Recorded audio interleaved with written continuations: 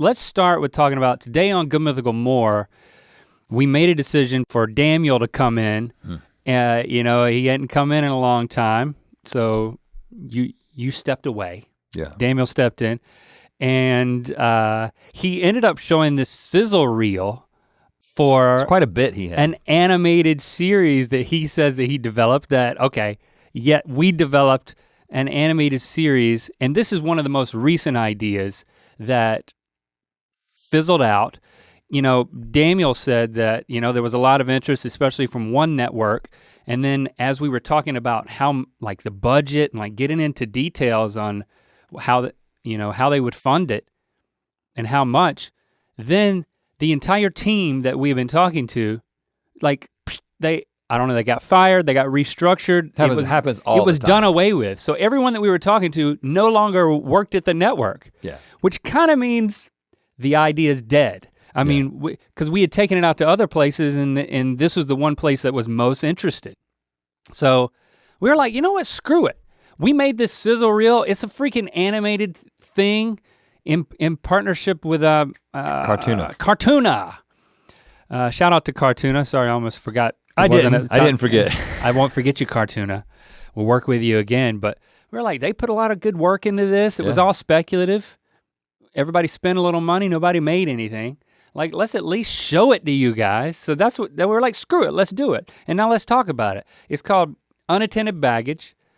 We were like, let's put Cotton Candy Randy, Daniel in an environment. Let's put them in an airport where they work. We just thought it would be funny to, like, even though you could go anywhere in the world of cartoon animation, we just thought it was ironic to, like, it was the built-in irony. Pin them down in the one place that everybody wants to escape from, and that's an airport. There's lots of different places you can work. There's lots of like workplace dynamics there. So we started to build out it was what that might look like. It was based on the one time that I think Daniel and Cotton Candy Randy got together in either a GMM or a GM More episode, and we were like, you know, these guys are so otherworldly, I mean literally in some ways, that this seems like the perfect thing to put them together in an animated show.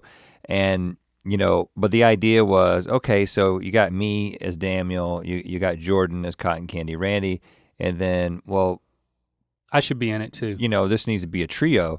And so the original idea basically just had you as kind of a grounded character. I don't know exactly, your name may have already been Leroy, but you were essentially Link and you were using your regular voice. And we actually did a whole, like that, in fact, the animation and everything was originally just you talking in your normal voice. And then we got to get a funnier voice. And then we're like, this character needs to be funny. Too much opportunity for this character to be funny. And so then you basically ended up kind of doing your Forest Patrol voice. Right.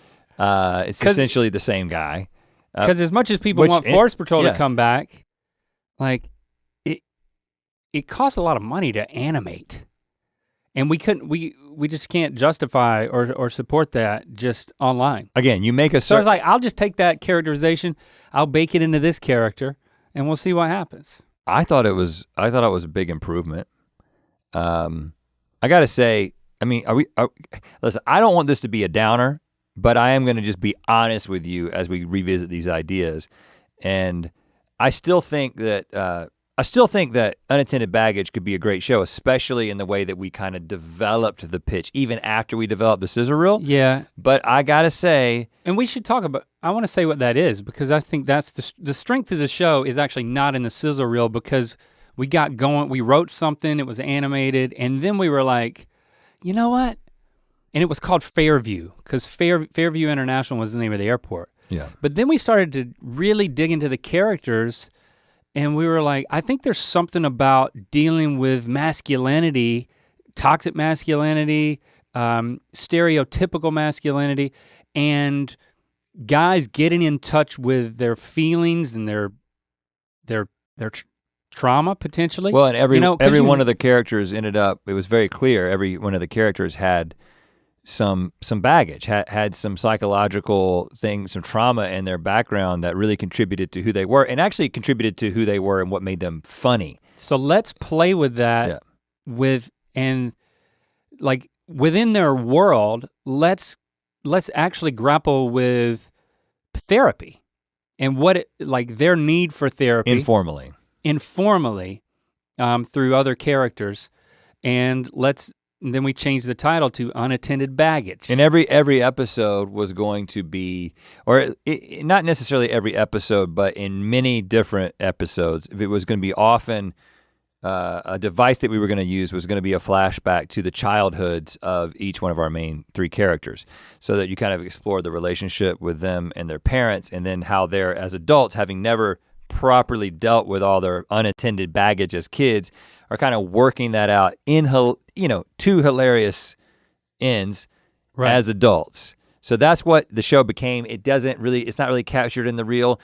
The sizzle reel was like this section of the pilot. That's what we were excited about, though, was when we got into the exploring the guys and therapy of it all. Yeah, I have absolutely no idea. I'm sure we'll see in the comments how people will respond to us showing that to them. I think we did it in a way that was a bit confusing, because it's like, is this real? Was this real? I thought that was fun. Have they really committed this much to this bit for him to show this?